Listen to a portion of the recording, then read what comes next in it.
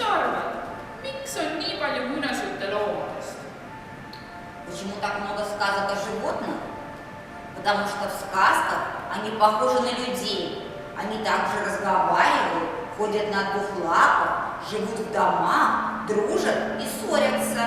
Эти истории учат нас бережно относиться к ближним и уважать старших. Ja sul on õigus. Loomamuinasjutud räägivadki tegelikult inimestest. Kogumik, millega praegu tutvume, kannab nime Eesti muinasjutte.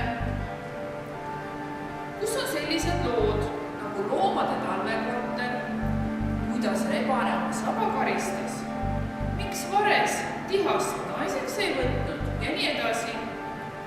Praegu me vaatame Tallinna lasteaia Kirsike esinemist. Lapsed laulavad laulu Riidesse. Juhendaja, muusikaõpetaja Ludmilla Viiga.